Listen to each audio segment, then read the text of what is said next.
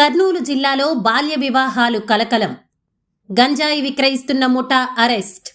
కర్నూలు జిల్లా అదోనిలో కలకలం రేపిన మైనర్ వివాహాలు.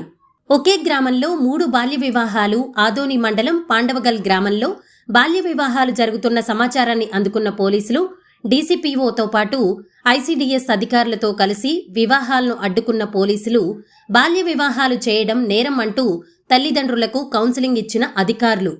కాజా టోల్గేట్ వద్ద గంజాయి ముఠా అరెస్ట్. హైడ్రో గంజాయి విక్రయిస్తున్న 3 నిందితులను అరెస్టు చేసినట్లు జిల్లా ఎస్పీ సతీష్ కుమార్ తెలిపారు. బుధవారం మంగళగిరి రూరల్ స్టేషన్లో జరిగిన విలేకరుల సమావేశంలో ఆయన వెల్లడించారు. నిందితుల్లో ఒకరు పశ్చిమ గోదావరి, 2 విశాఖపట్నంకు చెందినవారున్నారు.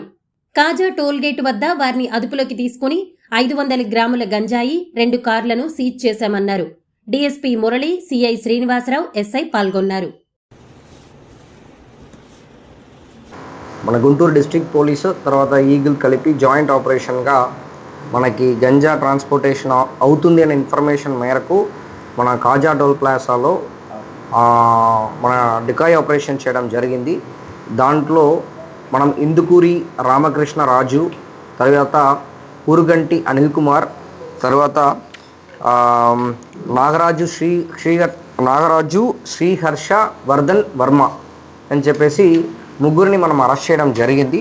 2 కార్ కూడా సీజ్ చేయడం జరిగింది. దీంట్లో ఎవరు అక్యూజ్డ్ 1 ఉన్నారో వాళ్ళు వెస్ట్ గోదావరి, రిమైనింగ్ అందరు ఇద్దరు కూడా విశాఖపట్నం.